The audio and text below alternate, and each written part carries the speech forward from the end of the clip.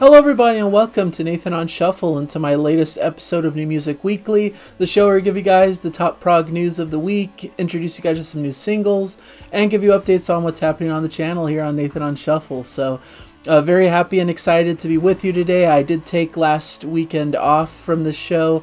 Just didn't feel like there was really enough news, and I wanted to focus on some of the other shows that I had come out this past week. So I decided to hold off till this week, and I think it worked out well. I think we have a great smattering of news today. It's a pretty supersized show here, and excited to dive into it. If you haven't subscribed yet, subscribe to my channel.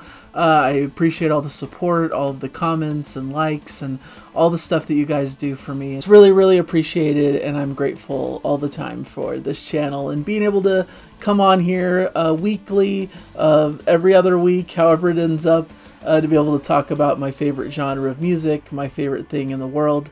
So here, let's get into it. So November 7th, 2025, some interesting new releases coming out over the past couple weeks.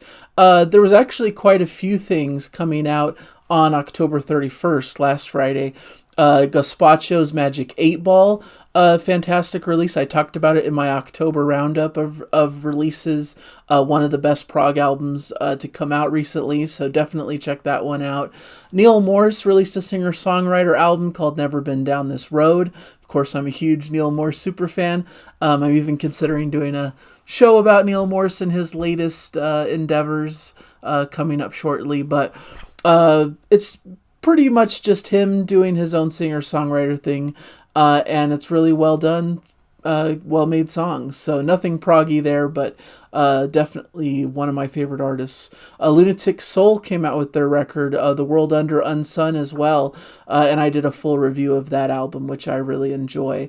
Maurice Duda's project. He's the lead singer, bassist of Riverside, and this is his kind of other side project where he gets to be a bit more ambient, experimental, and do some really interesting atmospherics and cool sounds, but infusing his rock and folk influences as well.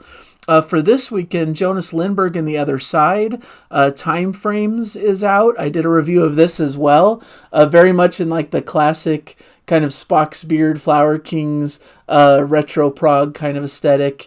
Definitely in my wheelhouse personally, and I think it's extremely well done, so check that one out. If you like more of kind of the pop prog, power pop kind of feel, the Mommy Heads is a great place to look with their new album, No Quietus. I'll be talking about one of the singles coming up later in the show. And a more obscure artist that I absolutely adore, that I'm sure I'll be talking about in my November roundups, is Small Tape and the album Tangram, which I just absolutely love. It's bit more of a cinematic kind of jazzy feel in a lot of it, but it's very well composed, just beautiful music. There's elements of a lot of different things, some progginess, like I mentioned, some jazz elements, some cinematic elements. Put that all in a stew and you get this really fantastic record. Kind of reminds me of modern Steven Wilson, kind of like what Steven Wilson was going for with Harmony Codex, but I just think this is a stellar album, one of the highlights of this month. Certainly, and we're just getting started into November, so expect that to be one I talk about quite a bit. Getting into the prog news, though, I want to talk about my headlining news here, which is Big Big Train announcing their upcoming album Woodcut, which is their first ever narrative concept album. This is coming out via Inside Out Music on February 6, 2026. Big Big Train, I talk about all the time on my channel, one of my favorite modern prog bands. I've seen them live several times over the last couple years, especially at Cruise to the Edge the last couple years. They are just a fantastic conglomerate of musicians, basically a prog supergroup at this point, with members from all across the globe. And they're working together in tandem for this, their 16th studio album. Hard to believe that many studio albums, because for me, the band really came to fruition with the David Lungden era, which unfortunately he passed away a few years back. But we've got a great new iteration of the band, Alberto Bravin on vocals, Nick DiVirgilio on drums, course, Gregory Sponton on bass, Rickard Sojablum from Beardfish fame on guitar and keyboards and all the different facets. And it's just a fantastic group of musicians, and I'm really excited to see that they're doing more of a narrative concept album. Of course, I love concept records. I've talked about it a lot on my channel. And they put out the first single called The Artist. Really, it's like the first 2 tracks. The first is like a minute kind of instrumental intro into the record, and then we get The Artist, which is just perfect prog, just my favorite type of stuff. It's a must listen unless you're holding out for the album in full, but it's a fantastic taste for what to expect from the record. So really excited. It's available for pre-order as well. Available as a limited CD plus Blu-ray edition, including extensive liner notes as well as Dolby Atmos and 5.1 surround sound mixes. The album's also available as a gatefold 180-gram 2LP with a special embossed cover, standard CD, jewel case, and digitally, both in stereo and in Dolby Atmos. So it's going to be 16 tracks long, 66 minutes of music. Feels epic without outstaying its welcome. Has all the hallmarks of classic progressive rock, of course, and I'm really excited about the record. So it'll be a hotly anticipated one for the first part of the new year. Like I mentioned, February 6th. I'll be doing a full review of this for sure, and I'm really excited. So I just wanted to put that out there right at the outset. One of my favorite pieces of news here. Also, some news from the Dream Theater camp. They got a Grammy nomination today for Night Terror. The category is the Best Metal Performance nominated. Also nominated Ghost, Sleep Token, Spirit Box, and Turnstile. So this is their 4th nomination as a band. They won in 2022 for The Alien. So we'll see. They may have a great shot here with Night Terror. Cool to see, especially with the Mike Portnoy back in the fold, to see this classic iteration of Dream Theater get a Grammy nomination is really fun. Also for Dream Theater, I noticed that they're going to be releasing their new concert film for a special one-night-only event in AMC theaters in markets like Boston, Chicago, Los Angeles, New York, San Francisco, to name a few. Going to be presented in 4K ultra high-definition video and immersive Atmos audio, and it's going to be available at select AMC theaters.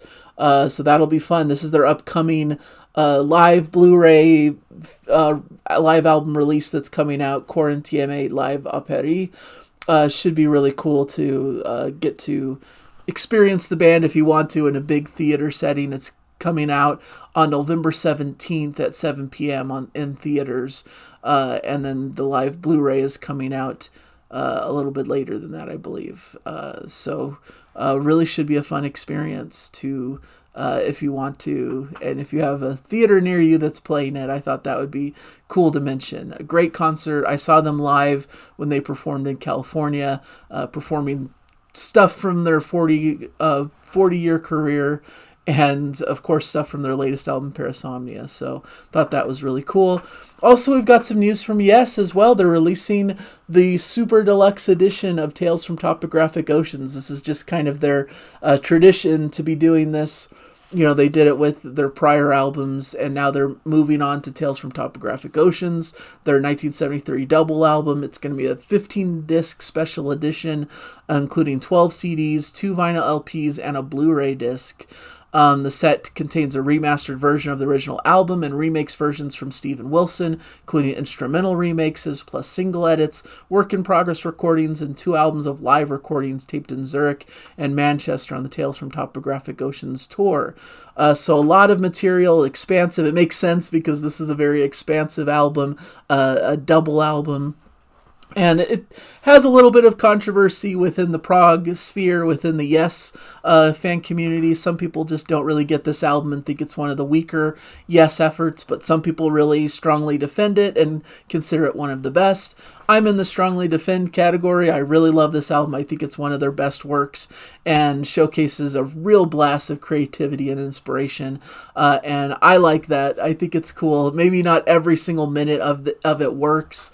Maybe certain parts you could nitpick and argue could be cut down or whatever. But I really like the full piece. I think it's all important and needs to be there, and is this really interesting conceptual work that the band came up with. So I'm really excited about this release, and I'll probably pick it up even though it's massively expensive. But really excited for this because I've been picking up these super deluxe editions, starting with the Yes album and Fragile, and I got Close to the Edge as well. Recently picked these up this year, actually. So I'm excited to add this to that collection.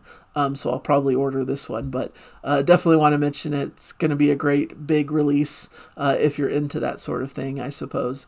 I wanted to mention this was actually a holdover item from the previous week.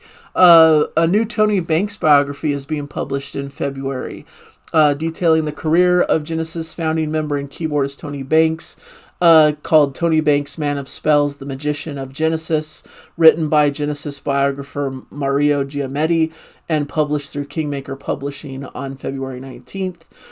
So that should be cool if you're a fan of Tony Banks, illustrated with more than 100 images, including many rare and previously unpublished photographs. And so he's one of the big names in the progressive rock world. And so if you're interested in a cool biography, that should be one to check out. Then some live news, a smattering of stuff going on that I've noticed. I saw a bit about Toto performing live. I thought that was cool, performing a new set list and playing some dates. Marillion and Opeth have announced some dates live at Pompeii shows in July 2026. It's a world-famous site in Italy where many shows have been played. On Saturday, July 25th, Marillion will be playing there. They also added a show for July 26th, so that should be cool. The site was made popular by Pink Floyd's 1972 concert film Pink Floyd Live at Pompeii, which recently had a big re-release Blu-ray version. And Opeth will be playing there, it looks like, July 10th, along with several other dates around that as well, with support act Blood Incantation. So that should be fun as well. Really great live bands, very different kinds of bands, of course, Marillion and Opeth, but I thought it was cool that they're both doing historic shows in Pompeii. So I wanted to mention it. I wanted to mention the Prog Festival announcements, Radar Festival. The Pineapple Thief and Animals and Leaders are going to be making an appearance there for next year's Radar Festival. Should be really fun. And, definitely some cool stuff going on. Looks like we've got Protest the Hero, ILO, definitely some fun names in this mix of this upcoming festival. It'll take place at Manchester's O2 Victoria Warehouse from July 31st to August 2nd, and tickets seem to be available now. Also, UK prog metal haven Arctangent have announced their first bands for 2026, including Alcest, Igor, Chatpile, and Agent Fresco are going to be part of that lineup. So some really interesting bands in the prog metal space joining for this 2026 UK festival. So just wanted to mention those briefly. Hopefully that you found some interesting things there. As for the singles list, quite a good list of singles going on here. I mentioned the Big Big Train single, The Artist. Definitely check that one out. That's my highlighted track for the week. All these tracks will be available on a YouTube playlist that I keep adding to throughout this year. It's available in the description if you're so interested. Also, Textures came out with a track called At the Edge of Winter, featuring Charlotte Wessels. This is a Dutch prog metal quintet releasing their new album Genotype on Kscope on January 23rd. So this is their new single. Really fantastic. Some cool, heavy prog metal stuff with some female vocals added to the mix. Definitely going to be a good record, I believe. Exploring Birdsong are a band I really like. They just came out with a single called Romanticize. Pop prog from the UK. It does have definitely a poppy angle to it, but just really expertly crafted, excellent female vocals, a cool instrumental breakdown towards the end. It's really fantastic. I'm very hopeful that they'll come out with a really excellent full-length record, but nothing has been announced on that front. They're playing some dates, I believe, some dates in September, must be next year, playing some dates in the UK. So they're out and about, and they're one of my favorite bands, even though they haven't really released a full-length record, but they've released plenty of great, excellent singles and EPs to enjoy. The Mommy Heads, like I mentioned earlier, they have a single called The Beast Is Back. This is from their 17th album, No Quietus, which just came out today, in fact. More on that poppier prog vein, like a power pop kind of feel.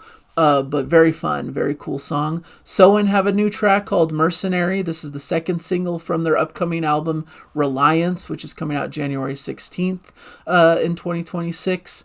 Very much in their style vein, kind of more in that melancholy prog metal kind of feel. Definitely very well done. They're excellent musicians. And you can pre-order that record, I believe, at this point in time. Tesseract also have a live track, Tender, from their upcoming live release film Radar. So check that out. One of the premier prog metal acts. Definitely great live performers, and this is a great capture of their live performance. So check out Radar, which is coming out through Kscope on December 5th. In fact, so check out that one. And then Port Noir with their track Redshift. This is a Swedish alternative rock band on the progressive label Inside Out Music. This is after a 3-year hiatus. That the band's coming back, and so it's cool to see them bring out some new music. I don't believe there's any news about a new album or anything upcoming, but this is kind of a one-off single at the moment.